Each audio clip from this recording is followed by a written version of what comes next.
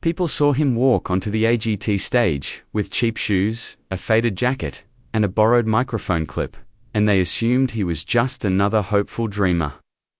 But if they could have seen what his voice had survived, the nights he sang just to drown out hunger, the mornings he worked before school so his mother could rest her tired body, the days he held his dreams together while the world tried to break them apart. Tonight wasn't just a performance. It was a fight for dignity, for survival, for the woman who sacrificed everything so he could stand here. Long before the bright lights of the AGT stage, before microphones and audiences and applause, there was a tiny rented room in a small Filipino neighborhood where a young boy learned how to survive through sound. Their home wasn't much.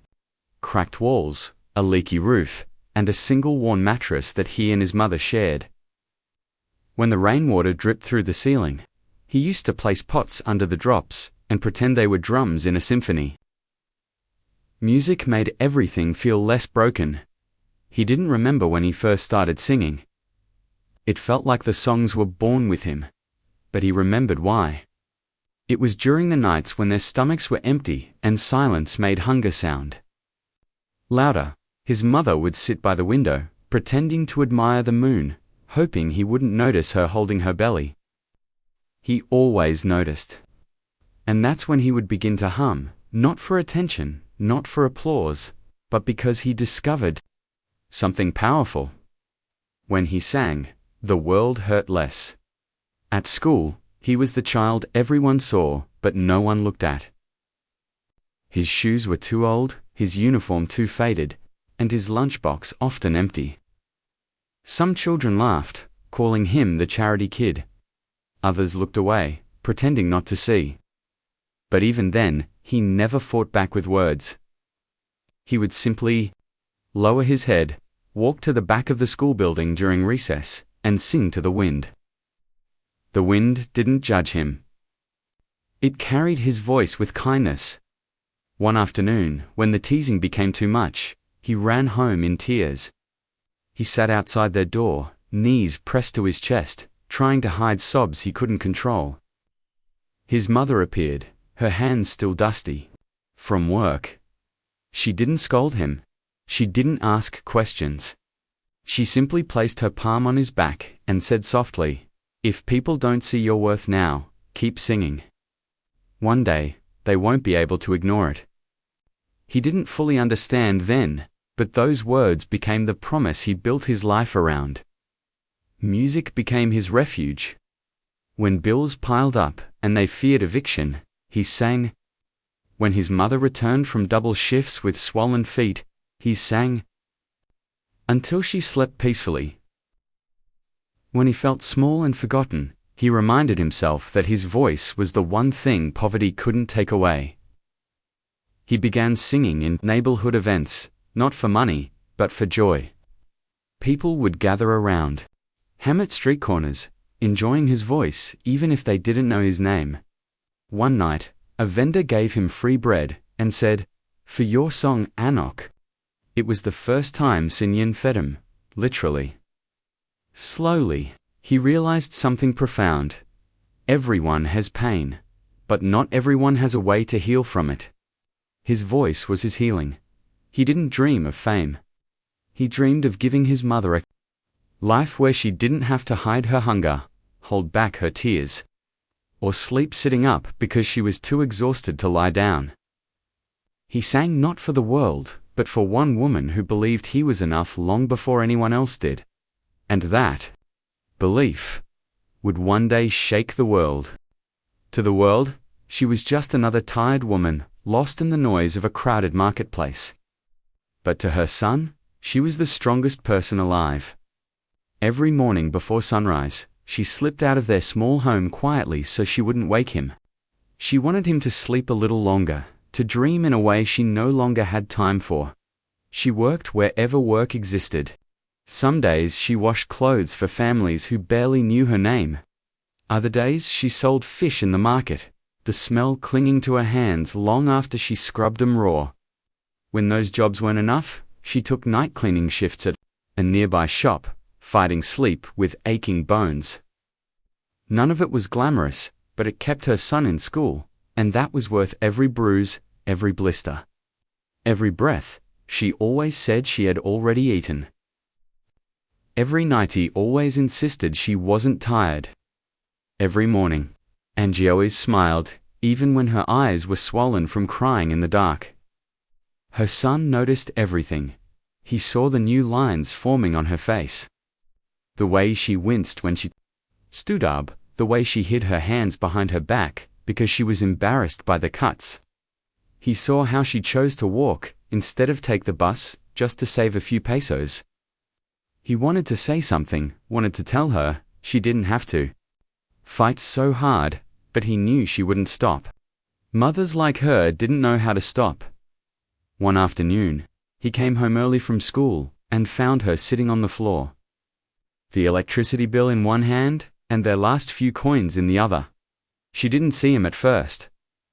Tears streamed down her cheeks silently, not because she was weak, but because she was exhausted from being strong for so long. Before he could think, he knelt in front of her and wrapped his arms around her. She quickly hid the bill, wiped her tears, forced a smile, and said, "I'm okay, Anak, I promise." But he didn't believe her. He just held her tighter. When the school announced a small singing contest with a cash prize, he wanted to join, not for recognition, not for applause, but for her. They couldn't afford the entry fee. He didn't ask her for the money, but that night, she placed the envelope in his hand with a gentle kiss on his forehead. "Go sing," she whispered. "Let your voice take you somewhere mine never could." He found out weeks later that she had sold her wedding ring, the only memory she had of the love she once had. The only piece of her past that belonged solely to her. She never told him. She never boasted. She just sat in the front row of that small competition and cheered louder than anyone. He didn't win that night. But when she hugged him after the performance, she said, "I'm already proud of you." Long before the world learns your name, he didn't cry then. He just stared at her and made a silent vow one day. She wouldn't have to sacrifice anything. One day, she would sit in an audience where the world would rise and applaud not just for him, but for her sacrifices. Years passed, and though life didn't magically get easier, something in the boy began to change. He was no longer singing only to survive. He was singing to become small gigs turned into invitations. Local cafes, town festivals, church events. Anywhere someone needed music, he was there. The applause felt good, yes. But what felt better was seeing his mother smiling in the front row, her eyes shining with hope. Then one evening, everything shifted. He was scrolling through social media on an old shared computer at the community internet shop when he saw the announcement. America's Got Talent auditions were open for video submissions worldwide. He froze. His heart pounded. For a moment, he didn't breathe. Could this be it? Could this be the door? He sent in a recording shaky camera, bad lighting, background noise, but his voice carried everything: struggle, hope, love, and the promise he made to his mother. A week later, he received an email. He had been invited to audition in person. He reread it 100 times. Then he ran home. He burst through the door, breathless, waving his phone wildly. His mother didn't understand. At first. When he finally explained, she covered her mouth with both hands, her whole body trembling, as she whispered, "Anak, this is your moment." But with the excitement came reality. Plane tickets, visa lodging, food. Everything cost money. Money they had never had. The boy didn't want to ask for help. He didn't want his dream to become another burden for his mother. So he decided he would turn down the opportunity. He sat beside her one night and rehearsed how to say it. How to tell her that dreams were expensive, and maybe life was enough. As it was, but before he could speak, his mother placed a hand on his cheek and said, with quiet certainty, I don't know how yet, but you are going to that audition. He wanted to believe her, but doubt was louder than dreams. Then something unexpected happened. A neighbor knocked on their door the next morning, handing them an envelope with Philippine peso 200 inside. For his audition, she said. He deserves to be seen. Later that week, a tricycle driver he often sang for handed him Philippine peso 100 with a firm nod. Go show them what the Philippines sounds like. The sari-sari store owner slipped in Philippine peso 50 each time they bought groceries. For the fight, she whispered. A street vendor who once listened to him sing while sweeping the sidewalk gave Pamgia's entire day's earnings. I don't have talent, he said, but maybe I can help someone who does. The community people who had little gave him everything. On the day of his flight, the town gathered to send him off.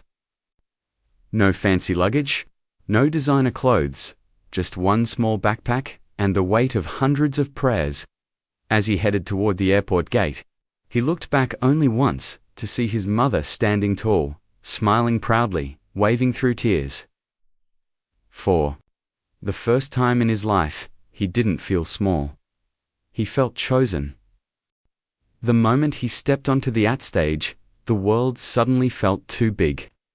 The stage lights were blinding, the audience stretched endlessly, and the judges' legends he had only ever seen on TV sat just a few feet away. His palms were sweating. His heart felt like it might burst through his chest. For a second, he wondered if he belonged there at all. Simon Cowell looked up at him with that familiar, unreadable expression. What's your name? His voice cracked slightly when he answered. Where are you from? He swallowed hard. The Philippines. A ripple of polite applause echoed through the theater. And what are you here to do? He lifted the microphone with trembling fingers. To sing. But inside, he whispered the real answer. To fight. For my mother. For everyone who believed, when life dinged the music started. At first, his voice was small, fragile, like someone trying to survive instead of perform. Few people in the audience looked down, unimpressed. A group near the back shifted in their seats. Then something happened. He glanced toward the wings, where his mother stood. Her hands were clasped together, her eyes full of fire and faith, not fear. In that instant, something powerful rose in him. He wasn't singing for judges or applause or fame. He was singing for every night they went to bed hungry. For every time his mother pretended she wasn't tired. For every peso the neighborhood collected just so he could be here. His second verse exploded raw. Emotional, undeniable. The room froze. A woman in the audience lowered her phone slowly, eyes widening. A man in the front row pressed his hand to his chest. A little girl leaned forward, as if she didn't want to miss a single note. He wasn't just delivering lyrics. He was bleeding memories, victories, heartbreak, and love through every word.